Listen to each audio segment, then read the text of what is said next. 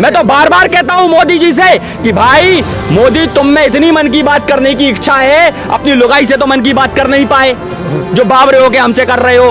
तो एक बार मुझसे डिबेट कर लो, गारंटी देता हूं, या तो मैं सर कटा दूंगा, नहीं तो तुम उंगली कटा देना। चक्का जाम का आह्वान किया गया था, जिसमें कल दिल्ली एनसीआर, यूपी, उत्तराखंड नहीं किया गया। क्या वजह थी ना करने की? इसलिए कि हमें पता लग गया कि इस बार फिर कुछ ऐसी साजिश रची जाएगी जिससे किसान आंदोलन खराब किया जाएगा।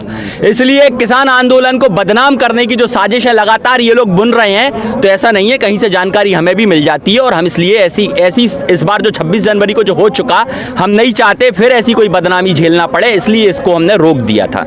कृषि मंत्री ने राज्यसभा में कल कहा कि किसान कानून जो बना, कृषि बिल है, उसमें काला क्या है ये किसान समझा नहीं पा रहे। तो क्या 11 दौर की वार्ता में किसान कृषि मंत्री को समझा नहीं पाए इस बात को? ना, उन्हें तो पूरा समझा दिया, पर उनका मन ही काला है तो कोई क्या कर सकता है। काले मन से जब बात करेगा कोई तो कैसे हल निकलेगा। भाई ये बताइए, ये कानून काला ही तो है जो गैर संवैधानिक है। संवैधानिक तरीका इसका ये था कि ये राज्य सरकार द्वारा लिया जाता, विधानसभा में पारित होता, इसके बाद अध्यादेश लाकर वहां से कानून बनता, जिसमें सीएम को पावर होती है, ना कि प्रधानमंत्री को। इस कानून पे ये कानून जिनके मन में जो भ्रम फैला रखा है, एक मतलब मोदी जी के गोदी व्यक्ति ने, जी न्यूज वाले ने, जो लगातार ये भ्रम फैला रहा है, अगर ये कानून वापस हुआ तो सीएनआरसी वापस लेना पड़ेगी, हो सकता है इसके बाद 370 वापस लेना पड़ेगी, पर ऐसा कुछ भी नहीं होगा, क्योंकि ये कानून बनाने के पीछे मोदी की मंशा अंबानी अडानी के हाथ में देश की खेती देना है। इसलिए अन्यथा ये कानून राज्य सरकार द्वारा बनाया जाता, ना कि केंद्र सरकार द्वारा। ये बनाया ही गैर संवैधानिक तरीके से है यार ये कानून। तो सुप्रीम कोर्ट को संज्ञान लेकर इस कानून को रद्द कर देना चाहिए और ये कानून को राज्य सरकारों के हाथों में दे देना चाहिए। इसका सही तरीका ये है, इसलिए कानून रद्द होना चाहिए। इसलिए कानून काला है, और काला इसलिए भी है कि ये कानून जमाखोरी बढ़ाने वाला कानून है, जो काला बाजारी बढ़ा देगा। और काला बाजारी बनाने वाला कानून काला बाजारी कानून होता है, काला कानून ही होता है। कारपोरेट की बात की आपने, अडानी अंबानी का कहना है कि हम अनाज किसान से नहीं एफसीआई से लेते हैं, हमें क्यों घसीटा जा रहा है इसमें?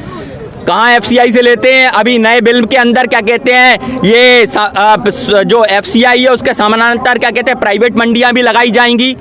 जो सरकारी मंडी है उसके समानांतर पैरेलल प्राइवेट मंडियां भी चलेंगी। जब प्राइवेट मंडियां चलेंगी तो ये बताइए सरकारी मंडियों का क्या हाल होगा। बीएसएनएल को देखा है आपने, आज बीएसएनएल ध्वस्त हो चुका प्राइवेट टेलीकॉम आने से।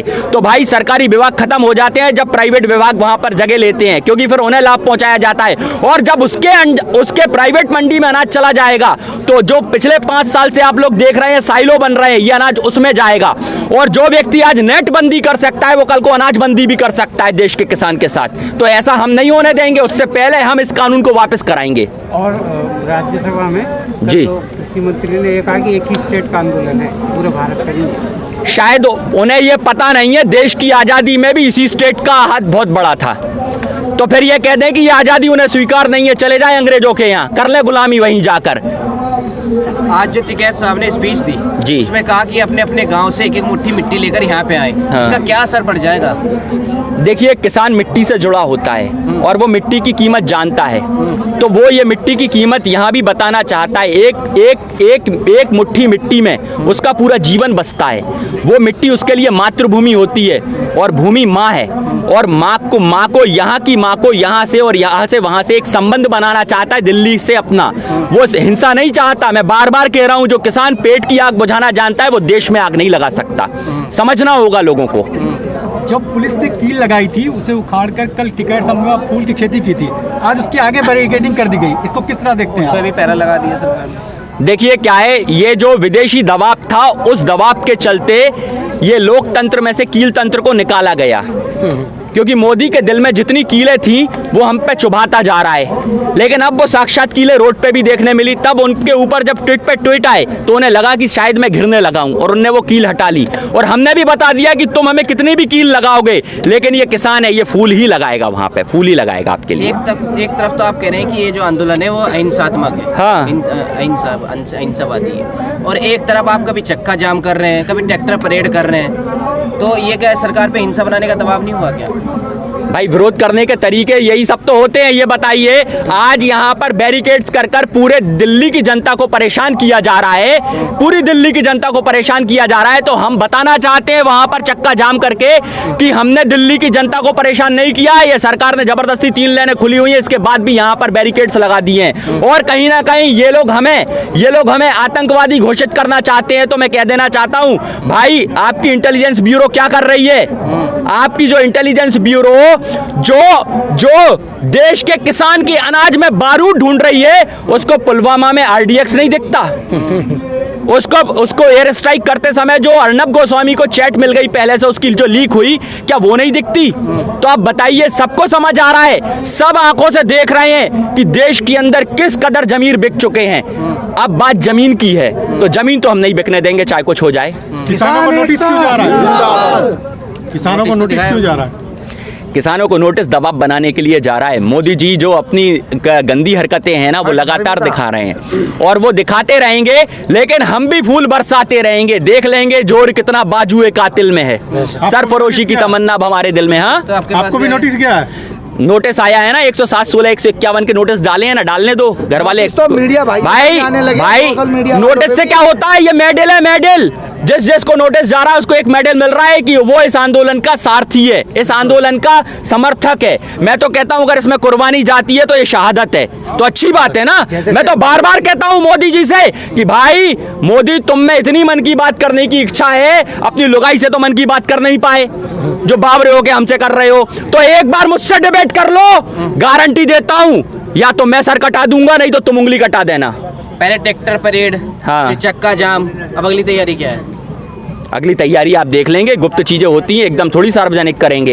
ये लोग बताते हैं क्या किस तरीके से हमसे लाठी बरसाने वाले हैं। इन्होंने आपको बताया कैसे हम पे आंसू गैस के गोले दागने वाले थे, हम पे गोली चलाने वाले थे। तो हम आपको क्यों बताएं आगे की रणनीति? आप मोदी जी की पर्सनल लाइफ पे क्यों आ जाते हैं बार बार? किसकी? मोदी जी की। भाई मैं इसलिए आता हूं पर्सनल लाइफ पे क्योंकि वो व्यक्ति अपनी माँ और अपनी बीवी पे राजनीति करता है। वो खुद जाता है कैमरों को लेकर और एक बार पैर छूता है माँ के और पूरी दुनिया को दिखाता है। अपनी बीवी की साड़ी संभाल नहीं पाता और पूरी दुनिया को दिखाता है मैं बीवी से मिलके आया। अपने भाइयों से मिलता है तो दिखाता है। तो हम तो उसके घर में नहीं जाते ना, वो खुद कैमरे लेके जाता है। जिस दिन वो क्या कहते हैं शौचालय में भी कैमरे ले जाएगा, तब भी हम बताएंगे फिर इसके पीछे कितने बाल हैं। लेकिन वो तो कैमरा तो खुद जाते हैं। उस किसान वो तो हाँ? उनके पीछे कैमरा वाले पहुंच जाते होंगे, वो क्या आते? ज्यादा पैसा मतलब अति उत्साही नहीं होना चाहिए, पता नहीं क्या क्या दिख जाएगा हमें। इतना अति उत्साही ना बने पत्रकार कि जो उनके पीछे कैमरे लेके इतनी जगह तक पहुंचे। क्योंकि हमें पता है, मैं बार बार कह रहा हूं ना, मोदी जी ने शौचालय घोटाला किया है, इस सरकार ने शौचालय घोटाला किया है। तभी मैंने पिछली बार कहा था आपको, भले ही आप चलाओ मत चलाओ ये आपकी इच्छा, लेकिन जनता को तो सुनाऊंगा मैं। भाई सुनो, जब लालू यादव ने चारा घोटाला किया तो उनको पता है, गोबर पात्रा कहता था चारा चोर चारा चोर चारा चोर। और जब इसने शौचालय घोटाला कर दिया तो अब हम इसको क्या कहेंगे? टट्टी चोर टट्टी चोर टट्टी चोर। मोदी कौन है? टट्टी चोर। देख प्रधानमंत्री जी को ऐसे कैसे बोल सकते? क्यों? दुनिया का एक व्यक्ति है जिसने टट्टी चोरी की है। अभी तो इस मतलब ये कुछ मतलब सामने नहीं आया ना। कैसा? सच्चाई तो बाद में। अरे यार पहले खाना खाएंगे तब तो जाएंगे। जिस दिन हम बाहर हमें तो कहीं मिले ही नहीं रहा शौचालय, हमने तो खाना खाया, हम शौच ही नहीं जा पा रहे। चलो एक अंतर्राष्ट्रीय स्तर पर बात ले लेते हैं, जहाँ एक और विदेशी ट्वीट आ रहे हैं जी इसके समर्थन में जी। वहीं जो बाइडन जो अमेरिका के भी निर्वाचित राष्ट्रपति हैं, उन्होंने तो जो है कानून के समर्थन में कि कानून जो है लाभकारी है, मोदी सरकार के समर्थन में बोला है। उसे क्या कहेंगे फिर? देखिए मैं बता देता हूं, भाजपा ने जितना खर्चा रैलियों पर किया है वो सारा का सारा कर्जा लिया है इनने वर्ल्ड बैंक से। मतलब आप अब थोड़ा सा क्या है, गंभीरता से इस बात को समझिएगा। वर्ल्ड बैंक से कर्जा लिया था इन्होंने और वर्ल्ड बैंक से कर्जा ले लेके इन्होंने कॉर्पोरेट जगत के लोन माफ कर दिए और किसानों के नाम पर ये कॉर्पोरेट जगत का लोन ठोक दिया एनपीए के नाम पे, जिसमें बैंकों को मर्ज कर दिया गया। आज इन्होंने के ऊपर क्या है ना कि ये कर्जा चुकाने की वर्ल्ड बैंक की दबिश बन रही है, मतलब वर्ल्ड बैंक इन पे दबाव बना रही है और वर्ल्ड बैंक सब जानते हैं किसके अंडर में होती है और वो चाहते हैं, उनको पता है कि अब मोदी किसी भी तरीके से कर्जा नहीं चुका पाएगा क्योंकि इसने देश के सारे सरकारी विभाग बेच दिए हैं। अब सिर्फ बचाए तो इनके पास खेती, तो ये जमीन को बेचकर वर्ल्ड बैंक का कर्जा चुकाना चाहते हैं और ये चाहते हैं ये जो जमीनें हैं ना ये आईएमएफ इंटरनेशनल मॉनिटरिंग फेडरेशन के हाथ में रहे, जिससे कि वो निगरानी करेगा और किसान, जैसे पता है आपको बता दूं, ओला उबर चलाने वाले जो गाड़ी होते हैं मालिक खुद होते हैं, लेकिन हमें ऐसा लगता है ये नौकर है ओला उबर के। तो ऐसा ही ये किसान को, मजदूर को उसी की खेती में गुलाम बना देगा, फिर वहां पर ये खेती करेगा, इसके अनाज को ये रिजेक्ट करेंगे प्राइवेट कंपनी वाले। जब सरकारी मंडियां ध्वस्त कर दी जाएंगी, बताइए अगर इनके गेहूं को रिजेक्ट कर दिया, अनाज को रिजेक्ट कर दिया तो लेके कहां जाएंगे? इनके पास कोई और तरीका नहीं बचेगा उस गेहूं को कम दाम में उसी को जिससे कॉन्ट्रैक्ट किया है कंपनी को देने के अलावा। और जब ये दे देगा तो ये फिर और गरीब हो जाएगा, फिर वही कंपनी ज्यादा से ज्यादा लोन देंगी और उस लोन के कर्जे में दबाती जाएंगी और कल को जमीनें सबकी खत्म हो जाएंगी। ये एक बड़ी चाल है। बड़ी चाल तो है, लेकिन जॉन बाइडेन का कहीं ना कहीं जो समर्थन करा उसने कानून और मोदी सरकार का, पैसा वापस लेना है वर्ल्ड बैंक को, यूएन को, यूनाइटेड नेशन को, यूएनओ को पैसा भी वापस चाहिए।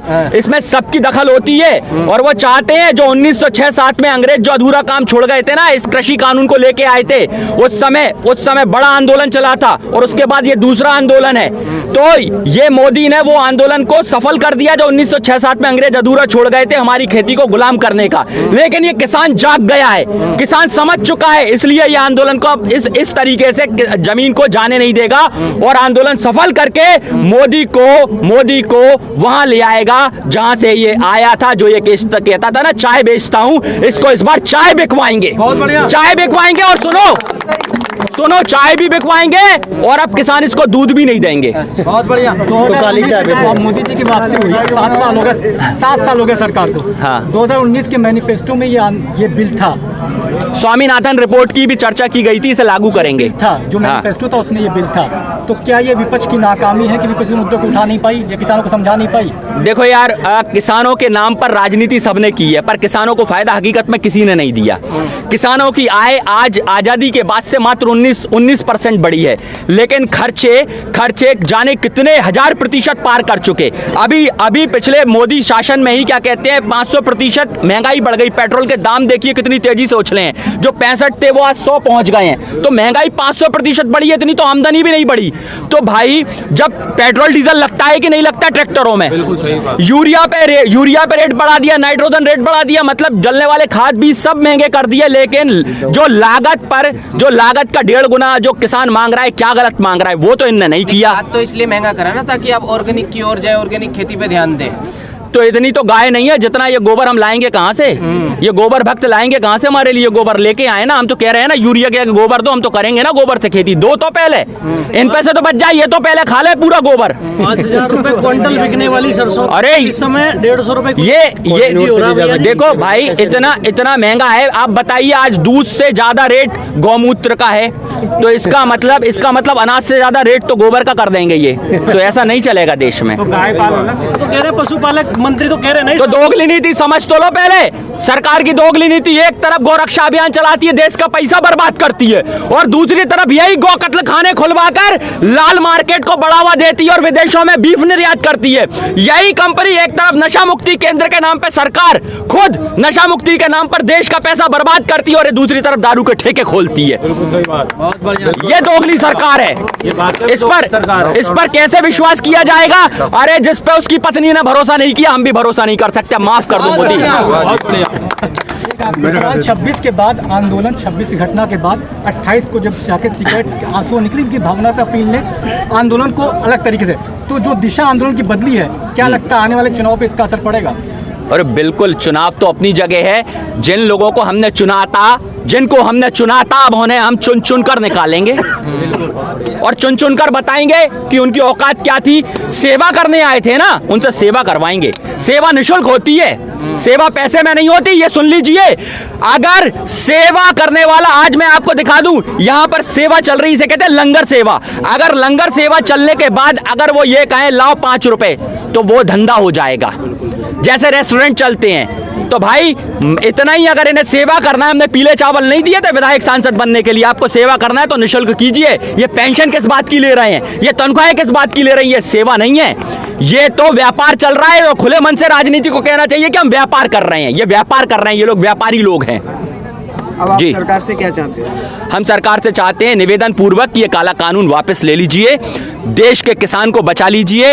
अन्यथा मुझे नहीं पता बाद में क्या दिशा जाएगी, लेकिन ये जरूर है इंकलाब आ जाएगा, क्रांति आ जाएगी। और मैं जो बार बार कह रहा हूं, इतने क्रांतिकारी इस आंदोलन से बन चुके हैं कि आंदोलन अब थमने वाला नहीं है, जिला और पंचायत स्तर पर जाके चलेगा। और कहीं ऐसा ना हो कि गोरिल्ला वॉर शुरू हो जाए, और गोरिल्ला वॉर शुरू हो गए तो मोदी सरकार झेल नहीं पाएगी, बिल्कुल नहीं झेल पाएगी ये। और एक बात घुमा के कहूंगा, शायद आपने पूछा भी था, फिर एक बार, चूंकि कुछ लोग नए हैं इसलिए सुन लें कि अगर हमने अपना पैसा बैंकों से निकाल लिया तो पता नहीं क्या होगा फिर मोदी सरकार का, सारा व्यापार रह जाएगा ठिकाने पे। बहुत बढ़िया। ठीक है, एक और बात, हाँ, पूछ ली। बात है, मान लो अभी जो कानून बना, बीजेपी सरकार में है, तो जो विरोधी दल है वो आपके साथ है जी। फिर बीजेपी हट जाएगी, दूसरी सरकार बनेगी, बीजेपी विरोधी दल के उस समर्थन में आपके साथ आ जाएगी। ठीक है, ऐसा तो कभी भला ही नहीं हो पाएगा किसान का। तो हम तो बता रहे हैं ना, मैं तो क्रांतिकारी आदमी हूँ। क्रांति का मतलब होता है व्यक्ति द्वारा व्यक्ति पर हो रहे शोषण को रोकना, तो मैं रोक के रहूंगा। इसलिए मैं कहूंगा आज कि इस शोषण को रोकने के लिए क्रांति की आवाज को मजबूत करना है। तो देखो, इस पर बात कर लेते हैं। सांप पता है क्या करता है, सांप जब अपना खोल छोड़कर दूसरी जगह जाता है तो लोगों को लगता है सांप मर गया, पर सांप पता पड़ता है दूसरा खोल ले लेता है, फिर वो खोल कर यहाँ आ जाता है। तो आरएसएस द्वारा चलाई गई 2 शाखाएं, जो एक धर्मनिरपेक्षता के नाम पे सरकार चला रही है और दूसरी धर्म के नाम पे, ये वो 2 शाखाएं, कांग्रेस और भाजपा। तो मैं कहूंगा कि अब इंसान द्वारा इंसान पर किए जा रहे शोषण को रोकना है तो क्रांति लाना होगी। अब मैं कहूंगा, उसके बाद आप सब कहेंगे हम लाके रहेंगे क्रांति। देश क्या मांगे? क्रांति। बोलो, देश क्या मांगे? क्रांति। हम लाके रहेंगे। अब किसान की आवाज, अब इंसान का जुल्म हटेगा, अब लेके रहेंगे, क्रांति आके रहेगी।